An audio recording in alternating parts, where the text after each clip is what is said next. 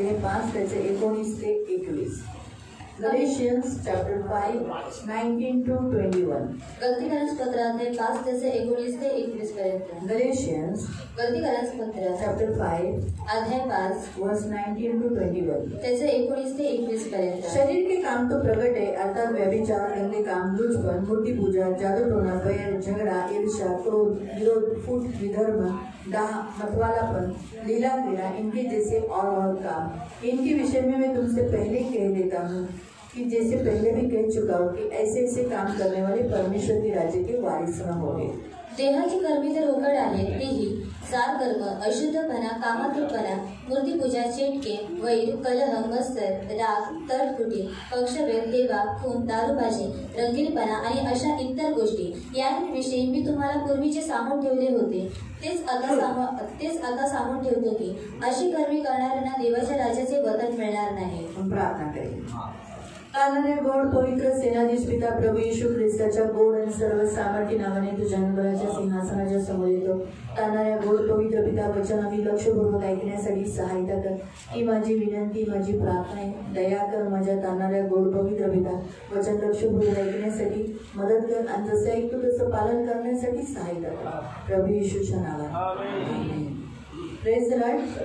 आपण इथे दैहिक 15 गोष्टी पाहत आहोत और हम यहाँ पर दैहिक 15 बातें देख रहे हैं। असे पाप पाहत आहोत जे शरीराच्या द्वारे होतात और ऐसी बातों को हम यहाँ पर देख रहे हैं जो शरीर के द्वारा होते हैं। जर तुम्ही मूर्ति पूजा, और अगर मूर्ति पूजा, जादूटोना, व्यभिचार, तिरस्कार, वैर, हे जे तुम्ही जर करत आहात, गंदे काम करत आहात, और गंदे काम, लुचपन करत आहात, लीला क्रीडा, अशा जर गोष्टी तुमच्या शरीराच्या द्वारे होत आहेत और अगर ऐसी बातें आपकी शरीर के द्वारा हो रही तर तुम्ही कधीही स्वर्गात जाणार नाही। स्वर्गाचं वारिस म्हणून, म्हणजे वारिस म्हणून जसं आता आपण एका बाळाचं आपण इथे समर्पण केलं, और जैसे हमने एक बच्चे का यहाँ पर समर्पण किया, राहुलचं जे काही आहे और राहुल दादा का जो कुछ सर्व योहानचं आहे और वो सब कुछ तो वारसा हक्क त्याला मिळालेला आहे और वो वारसा हक्क उसको मिल चुका है, मागावं लागणार नाही और उसको मांगना नहीं माझ्या पड़ेगा। बापाचं आहे मला द्या, और ये मेरे पिताजी का है मुझे ते दो, ऑटोमॅटिकली त्याच्या नावावर होणार। और वो उसके नाम पर हो जाएगा। का होणार?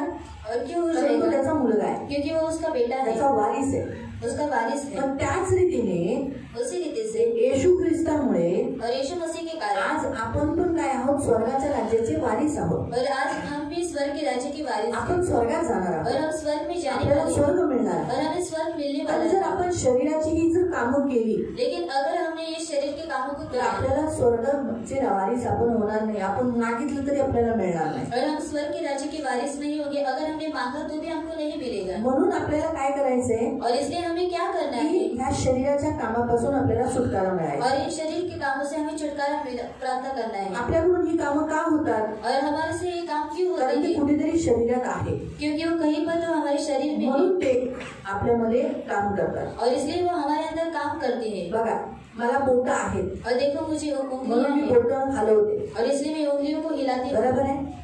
मला डोळे आहेत और मुझे आँख है म्हणजे मी बघते, और इसलिए मैं देखती हूँ। जर मला डोळे नसते और अगर मुझे आँखें नहीं रहती तर मी आंधळी असते। और मैं अंधी रहती, का माहिती आपल्याला? बरोबर आहे। म्हणजे मला आहे म्हणून मी करते ना, और मुझे है इसलिए मैं करती हूँ। मग तसंच जर हे जे पाप आहेत जर आपल्या शरीरात कुठेतरी असतील तर नक्की ते काम करतात। और अगर ये पाप हमारे शरीर में अगर किसी भी जगह पर होंगे तो वो जरूर कार्य करेंगे। आता हे आपल्या आत असतात कधी, और ये हमारे अंदर रहती कब है? याचं उदाहरण ह्याच्याबद्दल येशू ख्रिस्ताने सांगितलेलं आहे और इसके बारे में यीशु मसीह ने बताया है। येशूने सांगितलेलं आहे, मत्ती अध्याय तुम्ही वाचू शकता। और यीशु ने मत्ती अध्याय में कहा है, मत्ती अध्याय 12 मध्ये, मत्ती अध्याय 12 में त्याचं 43 पासून ते 45 पर्यंत, और उसका 43 से लेकर 45 तक तिथे लिहिलेलं आहे की जेव्हा माणसातून एखादा अशुद्ध आत्मा निघून जातो, और वहाँ लिखा है अगर मनुष्य में से अगर अशुद्ध आत्मा चला जाता है, तर तो काय करतो? तो सुक्या जमिनीवर म्हणजे मरुभूमीमध्ये भटकत असतो। और वो मरुभूमि में भटकता रहता है। आत्म्यांना कसं शरीर नाहीये ना, और आत्माओं को शरीर नहीं है, दुष्ट आत्म्यांना शरीर नाहीये और दुष्ट आत्माओं को शरीर नहीं त्यांना है, शरीर पाहिजे। और उनको शरीर चाहिए। का शरीर पाहिजे? और क्यों शरीर चाहिए?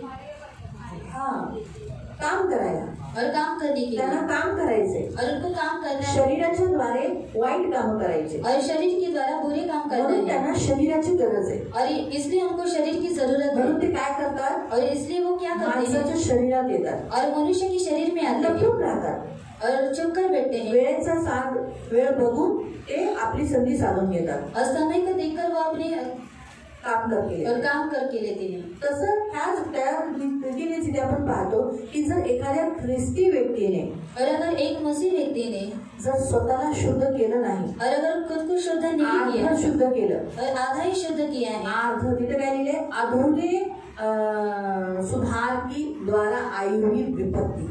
आणि तिथं लिहिले अधुऱ्या सुधारामुळे आलेल्या विपत्त्या. जर एखाद्या व्यक्तीतून दृष्टात्मे जातात, और अगर किसी इंसान में से दृष्टात्मा चली जाती है, तर मग त्याने काय केलं पाहिजे, और उसने क्या करना चाहिए, ख्रिस्ती जीवन चांगलं जगलं पाहिजे. और मसीह जीवन अच्छी रीति से जीना जेव्हा चाहिए. तो ख्रिस्ती जीवन जगत नाही, और जब वो मसीह जीवन नहीं जीता घर खाली ठेवतो, और घर को खाली रखता है, प्रार्थना करत नाही, और प्रार्थना नहीं स्तुत्याराधना करत करता, नाही, स्तुति आराधना बायबल नहीं वाचत करता, नाही, बायबल नहीं चर्च पढ़ता, नाही येत नाही, चर्च नहीं आता, दान दशम देत नाही, दान दशांश नहीं देता, अशा गोष्टी जेव्हा करतो, और ये सब बातें जब वो करता है, त्याचा अर्थ आहे तर तिचे आत्मे जेवढे गेले येशूला ग्रहण करताना, हे प्रभू येशू मी पापी आहे, मला क्षमा कर, आजपासून मी तुला माझा देव, माझा तारणारा म्हणून स्वीकार करते. ज्या वेळेला आपण येशूला ग्रहण करतो ना, ते सगळे आत्मे धडाधडा जे आपल्या आतमध्ये कुठे लहानपणापासून लपले असतात ना, ते पटापटापटा निघून जातात, कारण पवित्रताईमध्ये राहू नाही शकत. और जिस समय पर हम यीशु मसीह को स्वीकार करते हैं, उसी समय पर जो बचपन से हमारे अंदर जो पाप रहते हैं वो निकल जाते, क्योंकि पवित्रता में पाप नहीं रह सकते. लहानपणापासून केलेली सगळी पाप क्षमा झाली, और बचपन से किए गए जो सारे पाप है वो क्षमा हो चुके हैं. क्षमा जिथे झाली तिथे आत्मे राहू शकत नाही. और जहाँ पर क्षमा हो चुकी वहाँ पर आत्माएं नहीं रह सकती. हालेलुया, हालेलुया, हालेलुया, सगळे बोला हालेलुया.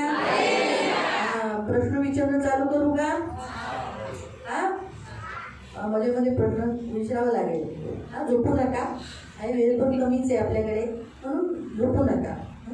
तर सांगण्याचा उद्देश ज्या दिवशी आपण येशूला ग्रहण करतो ना, और जिस दिन हम यीशु मसीह का स्वीकार करते हैं, त्यावेळेला दुष्ट आपल्यातून निघून गेलेले असतात. और उसी समय पर जो दुष्टात्मा रहते हैं हमारे अंदर से निकल पण गए. जेव्हा आपण ख्रिस्ती जीवन बरोबर जगत नाही, लेकिन जब हम मसीह जीवन अच्छी रीति से नहीं जीते आपलं हे जीवन खाली ठेवतो, और हमारा जो जीवन है उसको खाली रखते हैं, त्यावेळेला ते आत्मे काय करतात, जेव्हा ते भटकत असतात ते बघतात, अरे बापरे मी या वनितामधून निघून गेलो, पण मला काही जागाच भेटाना, अश्विनीचं घर भेटाना, मेघाचं भेटाना, प्रथमचं भेटाना, आता मी कुठं जाऊ, नको हैरामांमध्ये काय घसायचं, तीच बरी, असं म्हणून तो पुन्हा माझ्याकडे येतो आणि बघतो, अरे ही तर प्रार्थना करतच नाही, ही तर स्तुती आराधना करतच नाही, हिचं कुठं ना कुठंतरी अजून घर खालीच आहे.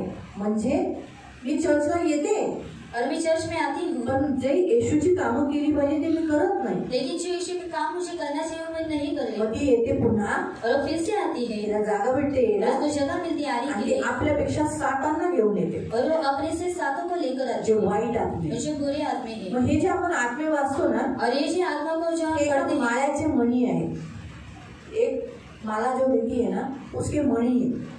जेव्हा आपण माळा ओढतो, मणी टाकतो, ते एकामागे एक जातात ना, आणि तेव्हा जाऊन माळा होते ना, तसंच हे आत्मे पण तसेच आहे. एक आत्म्यासकट सगळे आत्मे लाईनीने येतात, और वो आत्माएं भी वैसे ही एक के पीछे सारी आत्माएं आती हैं. जर तुम्ही वैर करता, और अगर आप बैर करते हो, वैर जिथं आहे तिथं भांडण येणारच, और जहाँ पर बैर है वहाँ पर झगड़ा आएगा ही, भांडण आल्यावर तिथं जळण येणारच, और झगड़ा आने के बाद जलन आएगा ही, जळण जिथे आहे तिथे राग येणारच, और जहाँ पर जलन है वहाँ पर गुस्सा आएगा जिथं ही, राग आहे, क्रोध आहे तिथं विरोध येणार, आणि जिथं विरोध आहे तिथं फूट असणार, और जहाँ पर विरोध होगा वहाँ पर फूट रहेगी, आणि जिथं फूट आहे तिथं विधर्म होणार, पाप होणार. और जहाँ पर फूट है वहाँ पर विधर्म होगा, पाप होगा. हे सगळे जे आपण पाहत आहोत की जे तोडतात, एकामागे एक माळाचे मणी आहेत. जर हे एक माळा तोडली ना, कापली ना, तर माळाचे मणी काय होतील, जर एक पडला तर मागे सगळे काय होतात, सगळे पडायला लागतात. तसंच आहे, जेव्हा आपण एक आत्म्यांचा सामना करायला लागतो ना, तर धडाधडा दुसरे पण निघायला लागतात. और जब हम एक आत्मा का सामना करने के लिए जाते हैं तो दूसरे भी निकल जाते हैं. पण तरीही पौल आपल्याला सांगतोय की आपल्यामध्ये हे आत्मे कोणते आत्मे ते तरी आपल्याला माहिती असले पाहिजे. और तो भी पौलुस हमें बताता है कि हमारे अंदर कौन से आत्मा है हमें मालूम होना चाहिए. यावेळी आपण वैराबद्दल पाहिलं, और गए बार हमने बैर के बारे में देखा था. आज आपण पाहत आहोत भांडण. और आज हम झगड़े के बारे बारे में देख रहे हैं। आपण भांडतो, हम झगड़ा करते हैं। हा वाचूया वचन नीती सूत्रे पढ़े की नीति वचन 20:3. अध्याय 20 पुस्तक 3। हे सगळे लागोपाठ आहे का? जे आता आपण पाहणार आहोत. भांडण, जळण, क्रोध, विरोध, फूट, विलंब. शॉर्ट मध्ये ह्यांच्याबद्दल पाहू. भांडणापासून दूर राहणे, भांडणापासून दूर राहणे हे मनुष्याला भूषणावह आहे। हे सम्मानाचे आहे. भांडणापासून जेवढं लांब तेवढं चांगलं, तेवढा तुमचा सम्मान. पण प्रत्येक मूर्ख इसम प्रत्येक मूर्ख जो असतो तो काय करतो? कलह करीत असतो। तो हमेशा भांडण करत असतो. भांडण, हेच का डाळ बनवली, हे का असं केलं, तू मलाच का सांगते, मला. मूर्ख व्यक्ती सदैव काय करतो? त्याच्या मागे असतो भांडायचा. त्याला कसंही करून भांडायचं, भांडण करून व्यक्तींपासून लांब करायचं. अजून एक वचन वाचू. नीती सूत्रांतच आहोत ना, तर 3:30 वाचूया. नीति वचन अध्याय 3 पुस्तक 30। प्रोवर्ब्स 3:30. नीति वचन अध्याय 3 पुस्तक 3। 3:30. एखाद्या मनुष्याने तुझे वाईट केले नसता त्याच्याशी उगीच भांडण करू नको। किसी ने कुछ भी तेरा बुरा नहीं किया तो उसके साथ बिना कारण से तू झगड़ा मत करना.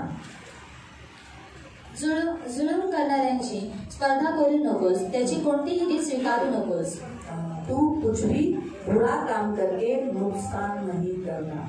परमेश्वर नहीं चाहता कि हम झगड़ा करें, क्योंकि ये दैहिक काम है. आणि देवाची इच्छा नाही की आपण भांडण करावे, कारण हे दैहिक काम आहे। पहिला क्रमयुग की पत्री 3:3 के अनुसार, पहिला करंथी पत्र अध्याय 3 त्याचा 3 नुसार, उसके अनुसार लिखा है कि ये शरीर के काम है, जिसमें कलह, झगड़े, बैर, फूट, ये सब शरीर के द्वारा होते हैं। आणि कलह, बैर आणि भांडण हे सर्व शरीराद्वारे होतात। इसलिए रोमियो की पत्री अध्याय 16 उसके 17 के अनुसार, आणि रोमकरस पत्र अध्याय 16 त्याचा 17 नुसार, ऐसे लोगों से दूर रहना। आणि अशा व्यक्तींपासून आपल्याला दूर राहायचं आहे। क्यों? जो झगड़ा करते हैं उनसे हमें दूर रहना है, और अगर हम झगड़ा करते हैं तो हमें इस झगड़े की आत्मा से मुक्त होना है। आणि जर जी लोक भांडण करतात त्यांच्यापासून आपल्याला दूर राहायचं आहे, आणि जर आपण स्वतःहून भांडण करतो तर भांडणाच्या आत्म्यापासून आपल्याला दूर राहायचं आहे। क्योंकि अगर हम झगड़े लोग व्यक्तियों के साथ रहेंगे ना, तो हम भी झगड़ा करने लगेंगे। आणि जर आपण भांडखोर व्यक्ती सोबत राहू तर आपण सुद्धा भांडण करायला लागू। Hallelujah, hallelujah, hallelujah, hallelujah, hallelujah, hallelujah. इसीलिए प्रियो, परमेश्वर नहीं चाहता हम झगड़ा करें। आणि म्हणून प्रियांना देवाची इच्छा नाही की आपण भांडण करावं। पढ़ेंगे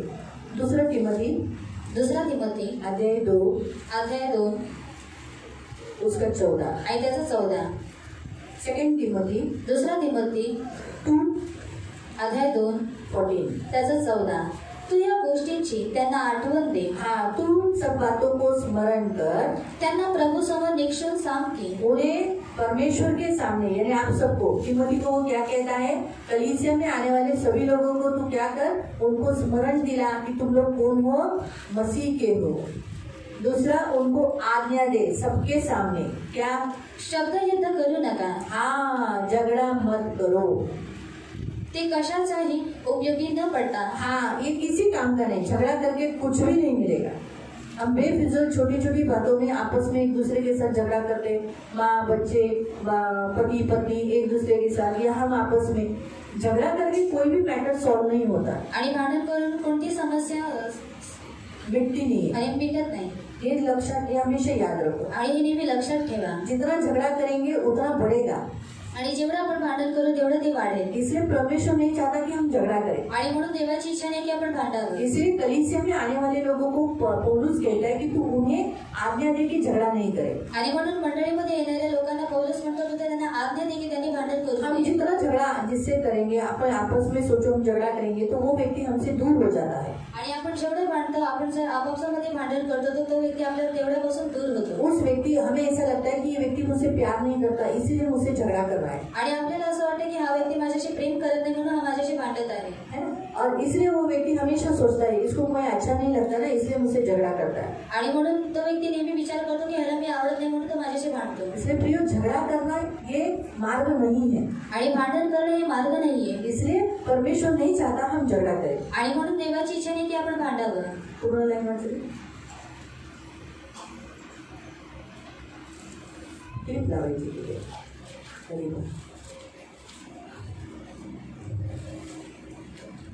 2 का 14 ते कशाच्याही उपयोगी न पडता ऐकणाऱ्यांच्या नाशास कारण होते.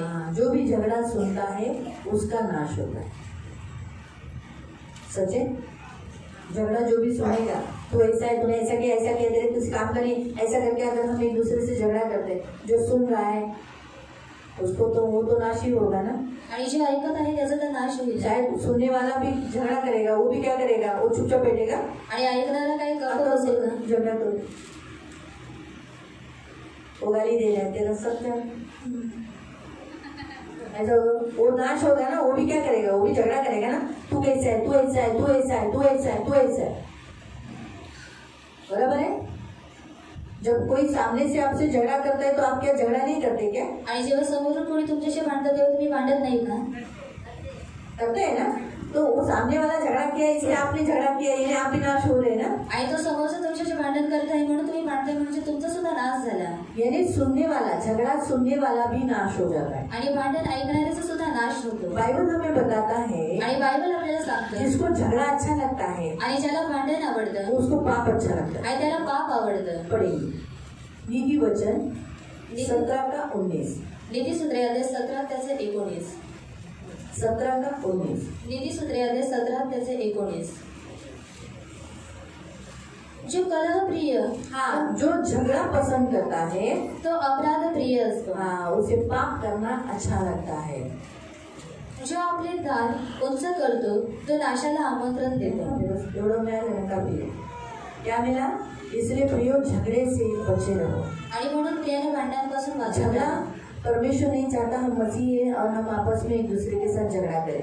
आणि आपण ख्रिस्ती आहोत म्हणून देवाची इच्छा नाही की आपण आपापसामध्ये भांडावं. एक दूसरे के साथ छोटी छोटी बातों में हम झगड़ा कर मन मुटाव करके बात करना छोड़ दे. भाई भाई में बात नहीं करते, एक ही घर में रहते, एक ही छत के नीचे रहते, एक ही घर में रहकर बात नहीं करते. कैसा लगता है?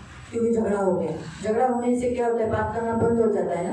आणि भांडण झाल्यामुळे काय होतं, बोलणं टाकून देतात. एक दूसरे को देखना भी पसंद नहीं करते. आणि एकमेकांना बघणं सुद्धा त्यांना आवडत नाही. झगड़ा मनुष्य को मनुष्य से दूर कर देता है. आणि भांडण हे मनुष्याला मनुष्यापासून दूर करतो. तो ये ऐसा पाप है जो इंसान के शरीर में काम करता है. आणि हा एक असा पाप आहे जो मनुष्याच्या शरीरामध्ये कार्य करतो. उसके आगे का पाप यहाँ बताया गया है. बैर के बाद झगड़ा, झगड़ा के बाद ईर्ष्या. ईर्ष्या यानी जलन.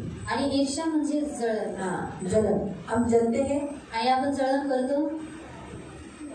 जलन आती है हमको. क्यों आती है? आणि काय येते?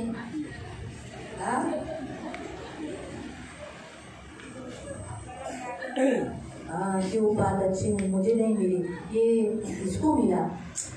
जलन, अरे इसको क्यों मिला, अच्छा वस्तु इसको क्यों मिला. फिर किसी का अच्छा हो गया, मेरे को क्यों अच्छा नहीं हुआ, मेरा अच्छा होना चाहिए था ना, मुझे अच्छा मिलना चाहिए था. 10,000 की साड़ी अगर आपने ले ली, अरे 10,000 की साड़ी इसको मिली, जलन चालू हो. 10,000 की साड़ी इतनी महंगी हो गई ना, 10,000 में घर चलता है. साड़ी के पीछे 10,000 लोग करते हैं खर्चा. महंगा साड़ी लोग, वो भी हमारे विषय नहीं. तो कहने का उद्देश्य, हम हमारे अंदर जलन बाइबल बताती है. पढ़ेंगे नीति वचन 27 का 4. Proverbs 27 नीतिसूत्रे 4. Proverbs नीतिसूत्रे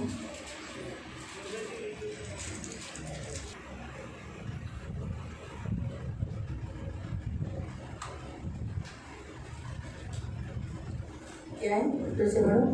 क्रोधाची निष्ठुरता, गुस्सा वो कोपाचा तडाखा ही पुरवली तर प्रेम संशयापुढे कोण टिकेल. इसके मतलब प्रेम के अगेंस्ट में संशय के बदले भी क्या आ जाता है, जलन आ जाता है. आपको मालूम है जेनेसिस में 37 के 4 और 11वें वचन में अगर आप पढ़ोगे, जेनेसिस 37 वर्स 4 and 11, जिसमें जोसेफ के भाई जोसेफ से जलते थे, वहां स्पष्ट रीति से लिखा है. क्योंकि जोसेफ के पिताजी याकूब जोसेफ को बहुत प्यार करते थे. इसी कारण से उनके भाइयों को जलन होता था. अरे इतना अच्छा कपड़ा जोसेफ को दिया, हम लोग नहीं है क्या, हम बड़े हैं ना, हमको नहीं दिया, और इसको दिया. अरे इसको ज्यादा प्यार करता है, गले लगाता है, और हमको नहीं दिया. वो जलन करते थे. क्यों जलन करते थे? क्योंकि वो अपने भाई से बैर करते थे. उनका भाई उन्हें अच्छा नहीं लगता था, इसीलिए वो जलते थे। दूसरा हम देखते हैं प्रियो, शाऊल आणि शाऊल दावीद के ऊपर जलता था आणि दाविदावरती तो जळण करायचा बहुत जलता था। आणि खूप जळण सिर्फ करायचा एक ही वाक्य से उसके अंदर जलन आई। आणि फक्त एकाच वाक्यामुळे त्याच्या आतमध्ये जळण जब आली। दावीद ने गोलियत को मारा आणि जेव्हा दाविदाने गोलियाथला और मारले फिलिस्तियों पर जय प्राप्त करके वो लोग जब आनंद के साथ इस्राएल देश में आए आणि फलिस्ती लोकांवरती जय प्राप्त करून जेव्हा ते आनंदाने इस्रायली तो औरतें और जो लोग जय जयकार कर रहे थे उन्होंने कहा शाऊल ने मारा 1000 को और दावीद ने मारा लाखों को। ये सुन के अच्छा मेरी तुलना 1000, अच्छा दावीद की तुलना लाख, अब तो एक गोलियत कोई मारा है तो भी इतना, वो सुन के उसे जलन हो गया।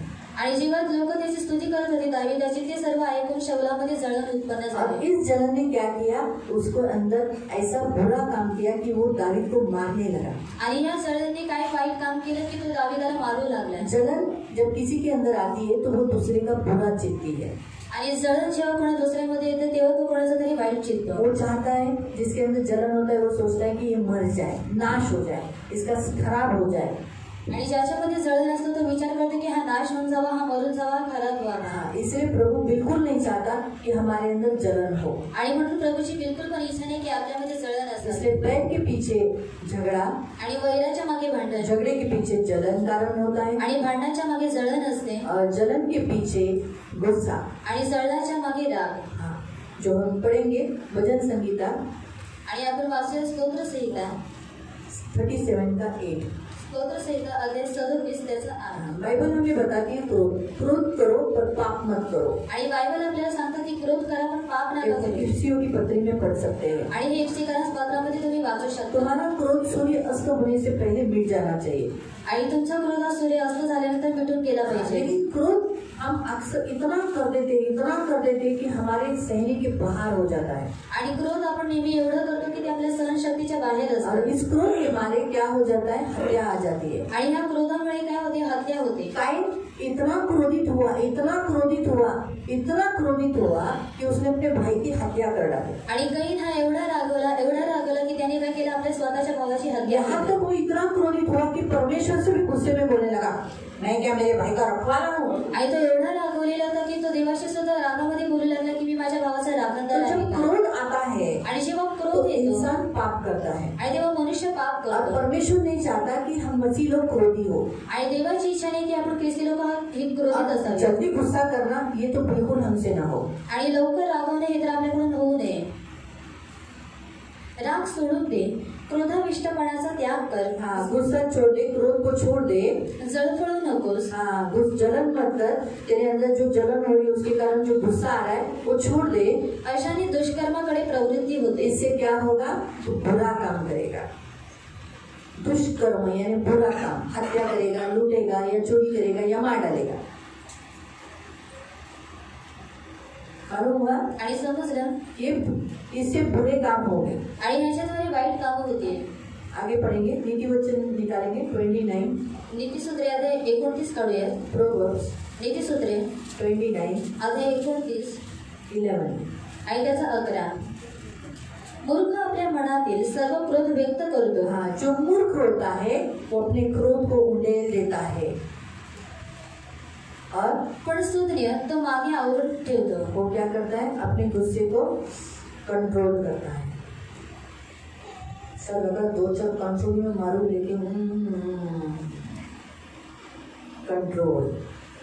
जो गुस्से को कंट्रोल करता है वो सुज्ञ है यानी बुद्धिमान है। आणि जो रागाला नियंत्रित करतो तो सुज्ञ आहे म्हणजे बुद्धिमान आहे। लेकिन जो अपने गुस्से को कंट्रोल नहीं करता वो मूर्ख है लिखा है। आणि जो आपल्या रागाला नियंत्रित करत नाही तो मूर्ख आहे असं लिहिलेलं आहे। प्रभु नहीं चाहता हम मूर्ख हो। आणि प्रभूची इच्छा नाही की आपण मूर्ख असावे। इसलिए बाइबल में लिखा है, आणि म्हणून बायबलमध्ये लिहिलेलं आहे, हर एक व्यक्ति आणि प्रत्येक व्यक्ती निकालो पहिला जेम्स यानी याकूब की पहली पत्री आणि याकोबाचं पत्र मतलब पहिला अध्याय 1 याकोब अध्याय 1 19-20 आणि त्याचे 19 आणि 20। माझ्या प्रिय बंधूंनो, हाँ मेरे प्रिय भाई बहनों, तुम्हाला हे कळते हाँ तर प्रत्येक माणूस ऐकण्यास तत्पर, हर एक इंसान सुनने के लिए जाना होना चाहिए, सुनने वाला होना चाहिए, बोलण्यास धीमा, बोलने में कम।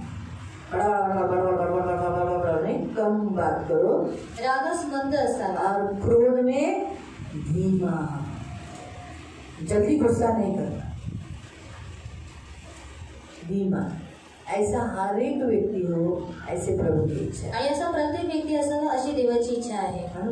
अब जहाँ झगड़ा है आणि जिथं भांडण जलन है, जळण आहे, गुस्सा है, राग आहे, क्रोध है, राग वहाँ आहे विरोध भी है। आणि तिथे विरोध सुद्धा आहे। पढ़ेंगे अभी अगला पाप है विरोध। आणि पुढचा पाप आहे विरोध। फिलिपियों की पत्री फिलिपीकरांस पत्र अध्याय 2 2 से 4 आणि त्याचं 2 ते 4। फिलिपियंस फिलिपीकरांस पत्र चैप्टर 2 अध्याय 2 2 to 4 आणि त्याचं 2 ते 4। बाइबल अगर आप डेली पढ़ोगे ना तो आपको फटाफट निकालने को जमेगा। इसलिए अपना बाइबल रोज हैंडल करने का, जल्दी जल्दी निकलेगा। थोड़ा ऐसा फटाक से वो निकलना चाहिए। आगे ऐसा, ये आपको मालूम है आपको इतने सारे अध्याय क्यों दिए जाते हैं? आणि एवढे सारे अध्याय तुम्हाला का देण्यात येतात?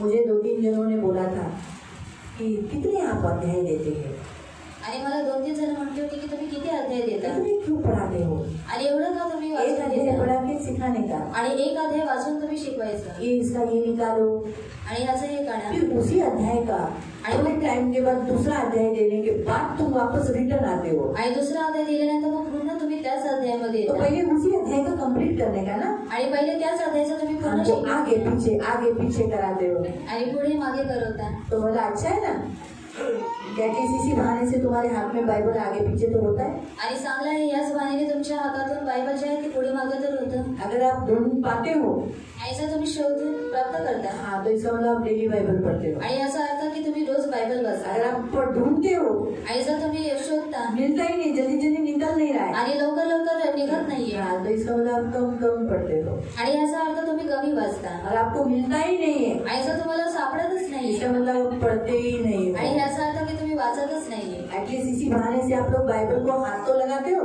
आणि या बहाण्याने तुम्ही बायबलला हात तर लावता, कि आप बाइबल ढूंढते हो। बाबा दीदीने सांगितलंय काढा।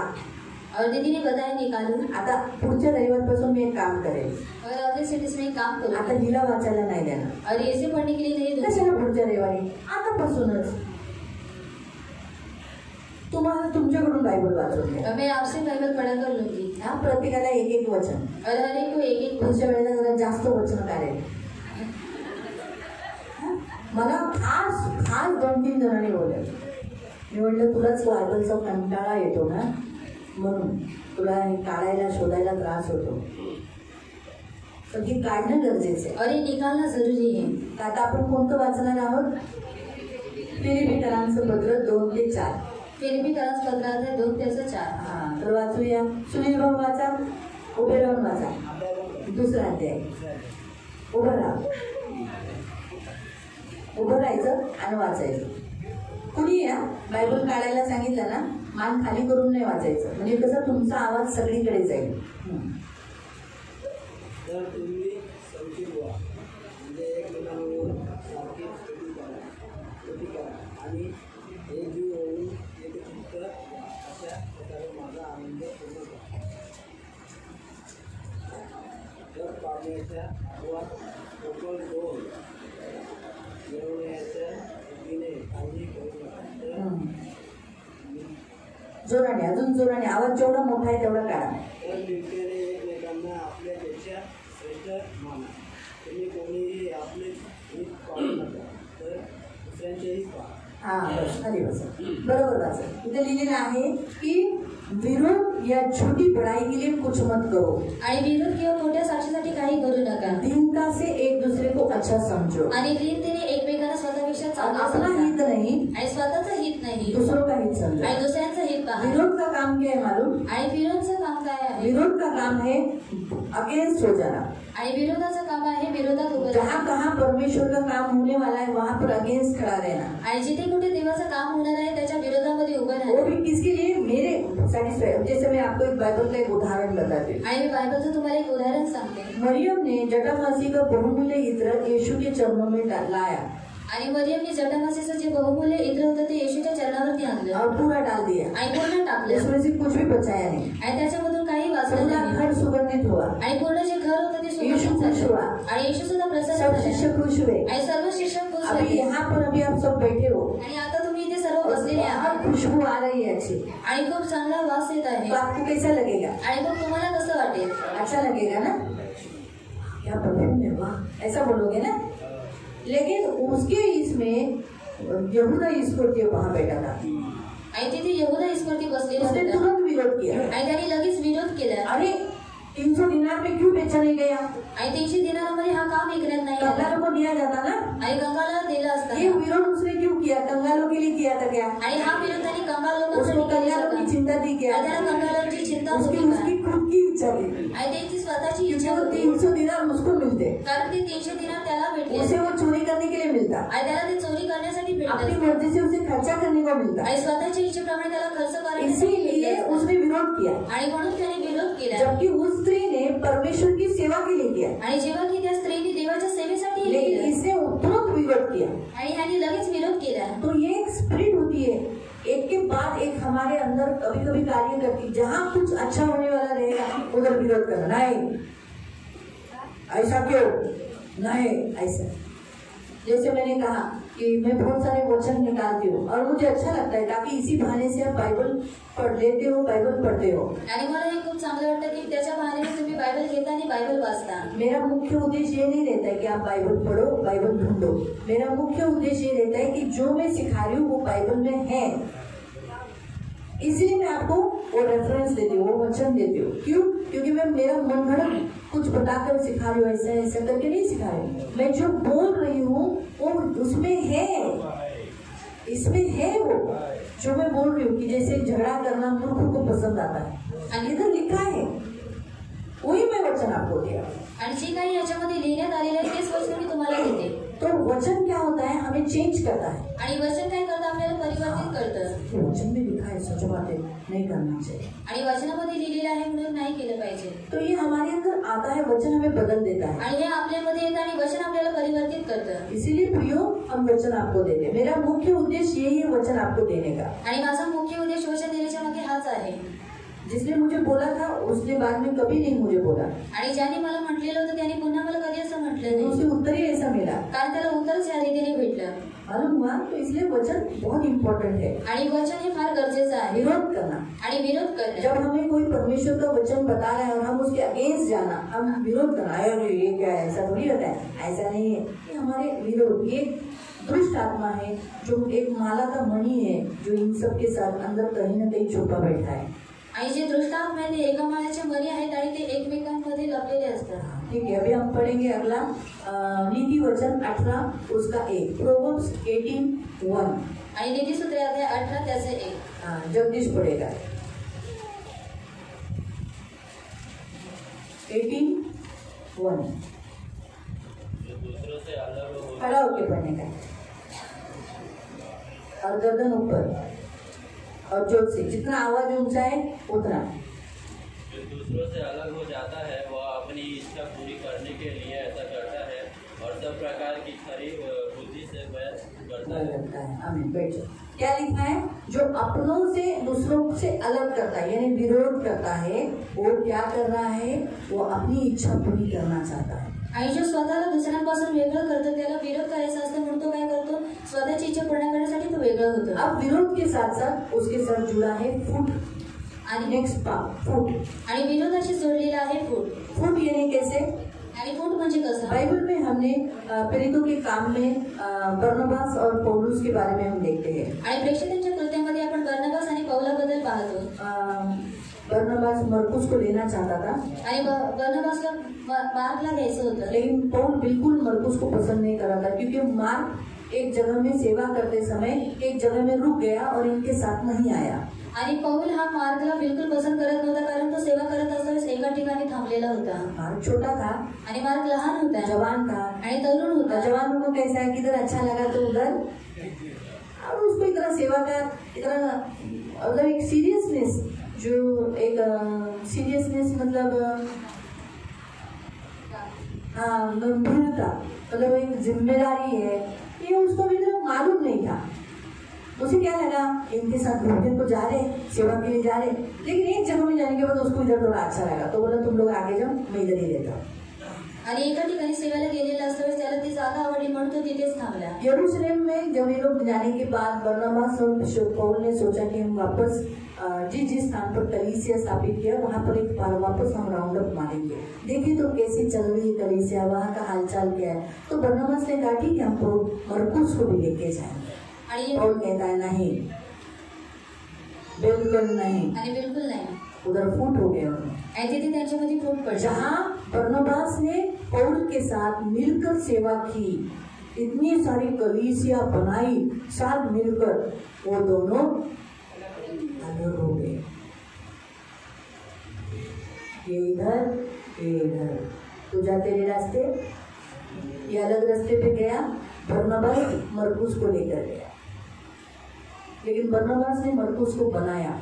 आणि बर्नबाने काय केलं, मार्गला बनवलं. बरनबास ने पौलुस को बनाया. आणि बर्नबाने पौलाला बनवलं. बरनबास का चरित्र बहुत अच्छा है. आणि बर्नबाचं चरित्र फार चांगलं आहे. वही बरनबास ने मरकुस को बनाकर, आखिर में आप तिमोथी की पत्री में पढ़ सकते कि मरकुस को साथ लेके आना, ये मेरा उपयोगी पात्र है. जो पौलुस ने कहा मरकुस नहीं चाहिए, सेवा में योग्य नहीं है, उसको कोई जिम्मेदारी नहीं है, तो केयरलेस है, लेकिन वही मरकुस को पौलुस कहता है आना, मुझे तो उपयोगी पात्र है. क्यों? क्योंकि पौलुस बरनबास ने मरकुस को भी बना दिया. आणि ज्या पौलाने धीरे धीरे एज होने के बाद जवान समझदार हो जाता है. आणि वय झाल्यानंतर जे तरुण असतात ते समजदार होतात. ऐसे ही हमेशा अलग अल्हड़पन नहीं रहता है जवान. अभी जब तक समझदारीपन नहीं आता तब तक जवान अल्हड़ रहते हैं, है ना. लेकिन बाद में वही अल्हड़पन में नहीं रहते, वो समझदार होने लगते, सोचने लगते, हाँ ज्ञान आता है, अनुभवों से सीख जाते हो लोग. यही होता है. इसे कहते हैं फूट. उन दोनों में फूट आ गई. आणि त्या दोघांमध्ये फूट आली. तो इसलिए जहाँ फूट होती है आणि जिथे फूट असते अलग हो जाते हैं. आणि तिथं वेगळेपणा येतो. तो अभी नेक्स्ट वचन पड़ेगा गौरव, यहुना 9:16. योहान अध्याय 9 त्याचं 16. जॉन योहान 9:16. अध्याय 9 त्याचं 16.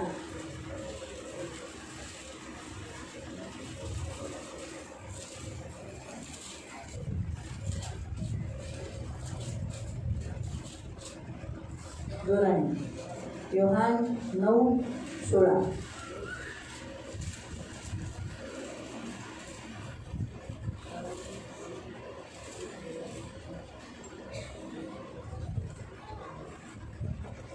इस पर कुछ ऋषियों कहने लगे, यह मनुष्य परमेश्वर की ओर से नहीं क्योंकि वह शब्द का दिन नहीं मानता. और दूसरे ने कहा, पापी मनुष्य नहीं चाहिए किसी दिन दिखा सकता है. उसमें फूट पड़ी गई. हाँ, हम देखते हैं कि यीशु ने शब्दाधीन पालन करने के ऊपर, उसके ऊपर से उन सारे यहूदियों में, शास्त्रियों फरीसियों में, इस्राएली लोगों के बीचकार में क्या हो गया, फूट पड़ गई. वो लोग अलग हो गए. बोले अरे ये शब्द पालन नहीं करता, ये मसीहा नहीं है, परमेश्वर की ओर से नहीं. और बोले अगर ये परमेश्वर की ओर से नहीं है तो इतने चिन्ह चमत्कार कैसे होते, ये परमेश्वर की ओर से. और इसी कारण से उनमें क्या हो गया, फूट हो गई. आणि म्हणून त्यांच्यामध्ये फूट पडली. है ना. निखिल 10 योहान 10:19. सागर पुढचं पेरितांचे कृत्य 14 काय. हा, या शब्दावर कशावर फूट पडली? यहुदिया लोकांमध्ये खाली बस. इस शब्द से, यानी यीशु जो काम कर रहे थे, जो शब्द बोल रहा था, उन शब्दों के कारण वापस यहूदियों में क्या हो गया, फूट पड़ गई. तो फूट कैसी गिरती है, जो बातें अच्छी नहीं लगने पर विरोध किया जाता है और उसके साथ मेल नहीं किया जाता. आणि गोष्टी न आवडल्यावरती त्याचा विरोध करण्यात येतो आणि त्याचा विरोध किया जाता है और अलग हो जाते हैं. आणि विरोध करून ते लोक वेगळे होतात. हम भी कभी कभी हमारे घरों में फूट डाल देते हैं ना. आणि कधी कधी आपण सुद्धा आपल्या घरामध्ये फूट टाकतो, है ना, फूट डाल देते हैं. आणि तेरा नाश्ता, ये मेरा नाश्ता. आणि हा तुझा रस्ता आणि हा माझा ऐसा रस्ता. नहीं होना चाहिए. आणि असं नाही झालं पाहिजे. सागर Acts 14:4. Acts 14:4. दोन्ही मत मला ऐकायला आलं पाहिजे ना रे.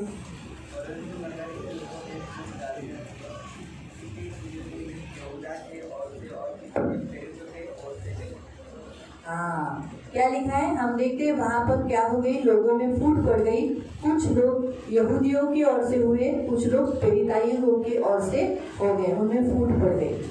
ये हम देखते हैं कि फूट ऐसे अक्सर हमारे घरों में भी होता है. जो अगर माता पिता का कुछ प्रॉब्लम हो गया तो कुछ बच्चे माँ की तरफ रहते, कुछ बच्चे पिता की ओर रहते. बराबर है. कुछ लोग माँ की तरफ से बात करेंगे तो दूसरा बच्चा बोलेगा माँ सही है, तो भी बोलेंगे नहीं नहीं पापा सही है. फूट डाल देते हैं. तो ये फूट एक स्पिरिट है जो काम करती है. आणि फूट ही एक आत्मा आहे जी कार्य करते. उसका लास्ट विधर्म जो नेक्स्ट जो पाप हम जो देखेंगे गलतियों की पत्री में, वैसे तो और भी है. हमने झगड़ा देखा, ईर्ष्या देखा, क्रोध देखा, विरोध देखा, फूट देखा और विधर्म. सिर्फ अभी हमारा क्या रहेगा, दाह और मतवालापन, ये दो रहेंगे. ये दो हम अगले संडे को लेकर फिर खत्म करेंगे. फिर हम आत्मा, जो हमारे आत्मा के विषय में हमें देखना है, उसके बारे में हमें देखने के लिए तो हम देखेंगे विधर्म. विधर्म यानी अभी हमने थोड़ा सा देखा धर्म के अगेंस्ट.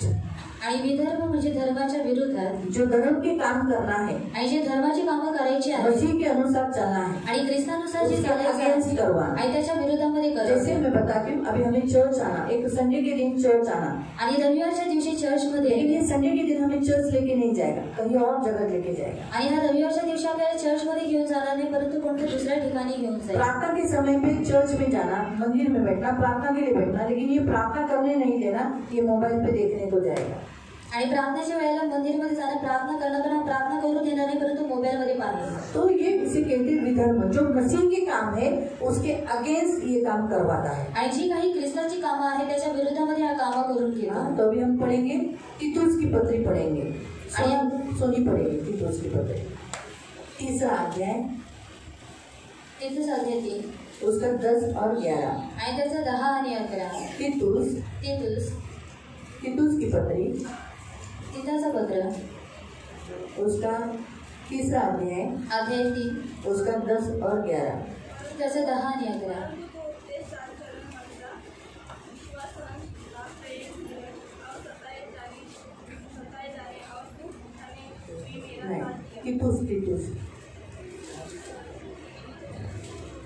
तीतुस 3 तीमोथेच्या नंतरचा आहे. 10 आणि 11.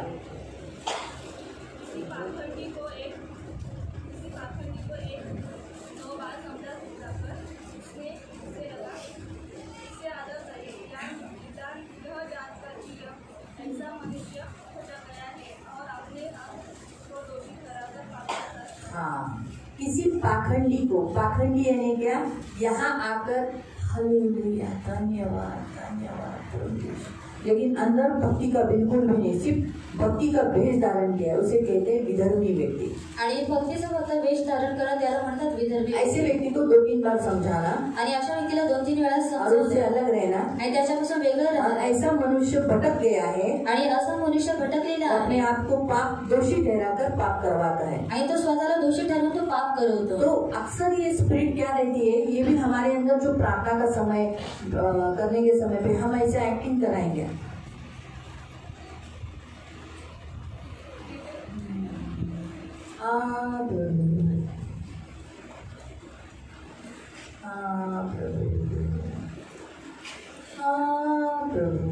कोई प्रार्थना कर रहा है, हाँ प्रभु, हाँ प्रभु, वो सुन तो नहीं रहा है लेकिन नाम के लिए हाँ प्रभु, हाँ प्रभु.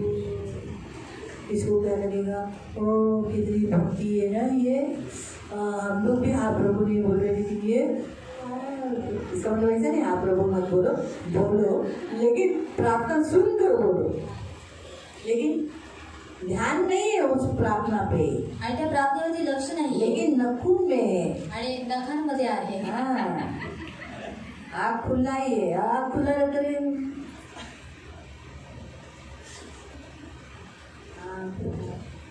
ये पाखंडी हो गए आणि हे पाखंडी लोक आहेत. ये विधर्म की स्पिरिट होती है जो हमसे ऐसा गलत काम करवाती है. आणि ही विदर्भाची आत्मा असते जी आपल्याकडून चुकीची कामं करून घेते. मालूम हुआ. तो ये जो जितने हम गलेशियंस में जो आत्माओं को देख रहे हैं, आणि गलतीकरण पत्रामध्ये जो जेवढे शरीर के काम देख रहे हैं, आणि जे शरीराची कामं वो करतात माला के मणि है जो लागोपाठ एक के बाद हमारे गले में घूमती रहती है, हमारे अंदर कार्य करती रहती है. आणि ते एका माळ्याचे मणी लागोपाठ आपल्यामध्ये फिरत असतात आणि आपल्यामध्ये कार्य करत और असतात. हमें इसे निकालना है. आणि आपल्याला याला एक काढायचं आहे. निकला तो 7 निकल जाएंगे. आणि एक निघाला तर 7ही निघून जाते. लेकिन इस साथ में बोलना भी है, तू इन सबको निकाल. जितने भी अंदर है उन सबको निकाल दे. आणि सोबत बोलायचं आहे की जेवढे आतमध्ये आहेत ते सर्वांना काढायचं. तो निकालेंगे. आणि काढूया. तुमच्याकडून होतात का? तुमच्या शरीरात आहेत का? और आपके शरीर में है क्या? भांडण आहे, और झगड़ा है, जळण आहे, जलन है, गुस्सा, क्रोध, गुस्सा है. हा? विरोध करतो का आपण घरात? और विरोध करते ही के घर में. फुटी पाडतो और फूट आहे ना.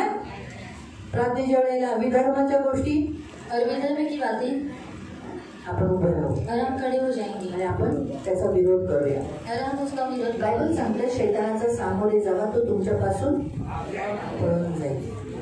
पण ते आपल्या आत आहे, तर आपण त्याला काढणं गरजेचं आहे. और वो हमारे अंदर ही इसलिए उसको निकालना आणि जरूरी है. येशूने आपल्याला अधिकार दिलेला आहे. और यीशु मसीह ने हमको अधिकार दिया है. त्याने सांगितलेलं आहे तुम्ही त्याला काढाल तर तो नक्कीच तुमच्याकडून जाईल. और उसने बताया कि अगर उसने निकाल डालोगी तो आपके अंदर से निकल आणि तो जाएगा कधी येणार नाही. और वो कभी नहीं आएगा. आपण डोळे बंद करू. हम आंखों को बंद करेंगे. मी जे बोलते ते माझ्या मागे बोला.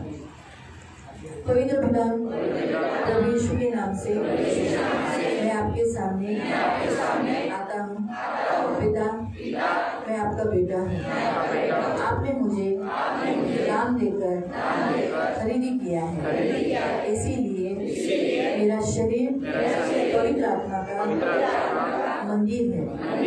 लेकिन मेरे कुछ खाली, इस मंदिर को खाली रखने के कारण, स्तुति आराधना न करने के कारण, प्रार्थना न करने के कारण, बाइबल न पढ़ने के कारण, आराधना न करने के कारण, उपवास न करने के कारण, तुझे अर्पण चढ़ाने न देने के कारण, इसलिए मेरा घर जो आपका मंदिर है खाली रहा.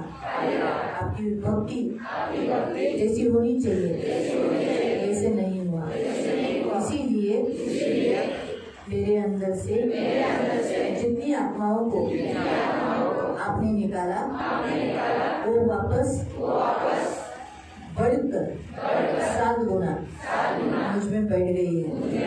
आज मैं इन सारी आत्माओं को मेरे अंदर से, मेरे शरीर से, मांस, रक्त, हड्डी में से निकल जाने की आज्ञा देता हूँ.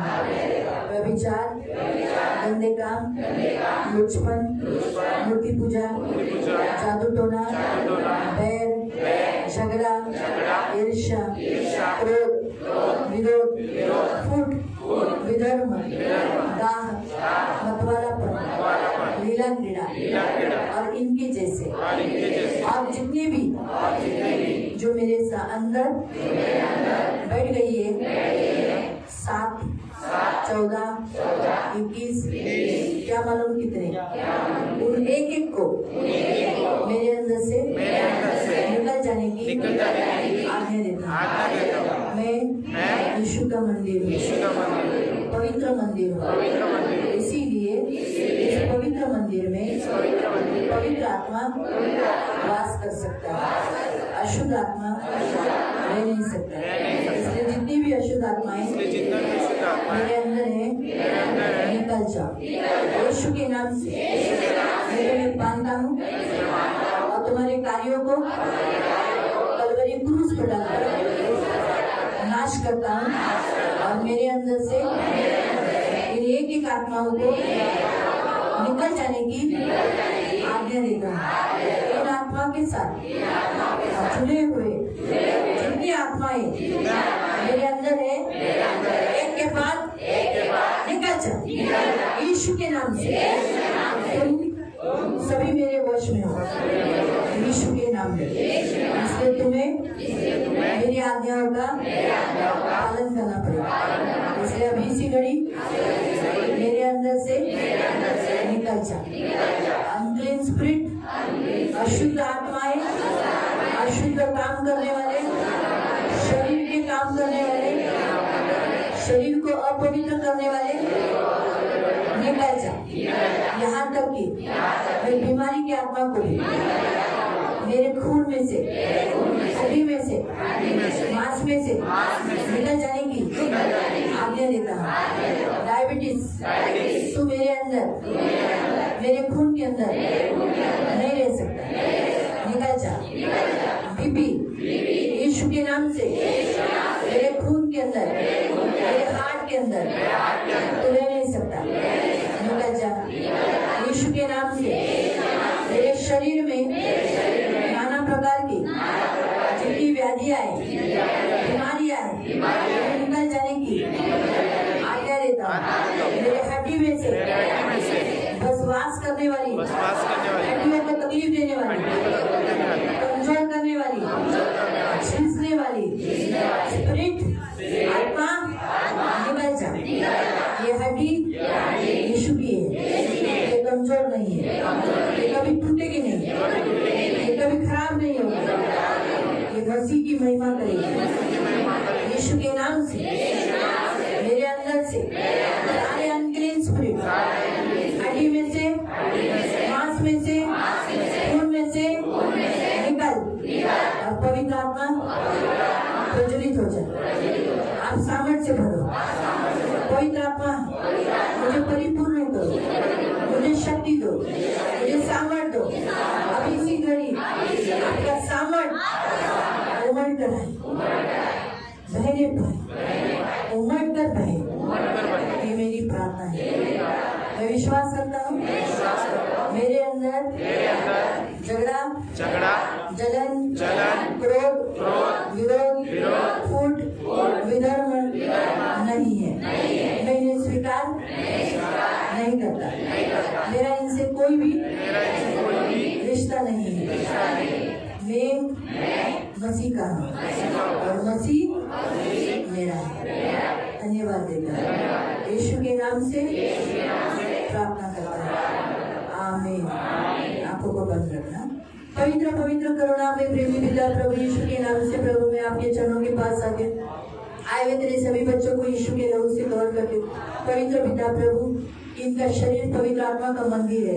ये दाम देकर खरीदी किए गए हैं ताकि आपकी महिमा के लिए प्रभु, ताकि ये जो कुछ काम करे जिससे आपकी महिमा हो, आपकी कलीसिया की महिमा हो। इसलिए इनके अंदर वास करने वाले एक एक स्पिरिट को, जो इनके साथ जुड़े हुए अन्य सारे स्पिरिट्स को मैं बांधती हूँ, उनके कार्यों को क्रूस पर डालकर नाश करती हूँ और इनके एक एक के अंदर से निकल जाने की आज्ञा देती हूँ और पवित्र आत्मा को रिलीज करती हूँ।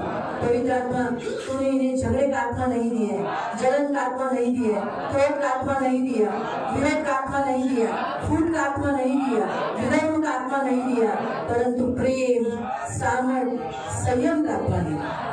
बस यही आत्मा से ये भरे रहे।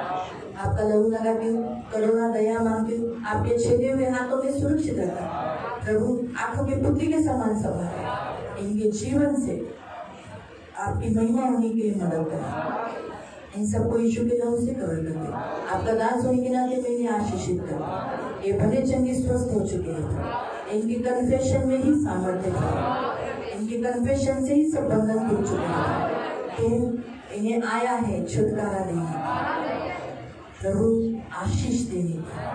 आज तो इन्हें आशीषित किया, कोई भी बिना आशीष पाए हुए नहीं देता है। तेरी करुणा, तेरी दया रखा। आपका दास होने के नाते फाइनेंशियली, फिजिकली, स्पिरिचुअली, मेंटली आशीष होता। कोई शत्रु इनके सामने खड़ा न रहेगा प्रभु। पवित्र पिता, इनके शत्रु की पीठ इन्हें दिखाई देगी। तो इन्हें पवित्र पिता चुना हुआ और ये आपकी वारिस हो गए, स्वर्ग के राज्य के वारिस हो गए। ये स्वर्ग के राज्य में प्रभु करेंगे और स्वर्ग वतन पर प्राप्त करेंगे। हम सबको यीशु के नाम से कवर कर दे।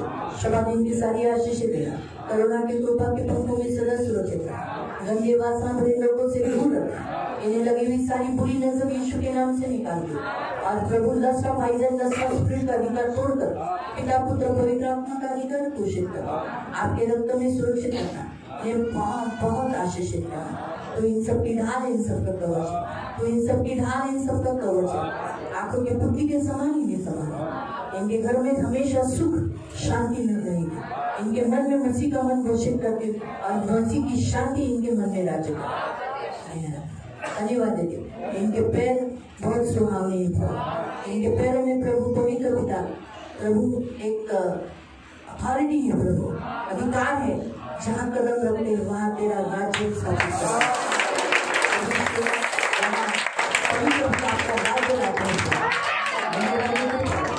आशीषित करना, इनके कदम कभी भी बहकावे में आने नहीं देना।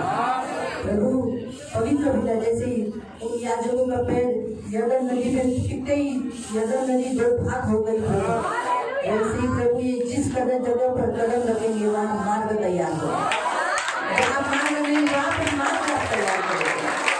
ऐसे सामर्थ्य पैर पवित्र पैर प्रभु, इसलिए तो प्रभु तूने इनके पैर धोए प्रभु, तूने इनके पैर को धोकर, मसीहों के पैरों को धोकर पावन किया है, शुद्ध किया है। तो प्रभु ये पैर कभी भटकाने में आना है, रक्षा करना। सारा आदर, सारी महिमा, सारी प्रशंसा, सारा दोनों में आपको देते प्रभु यीशु के नाम से प्रार्थना करते हैं।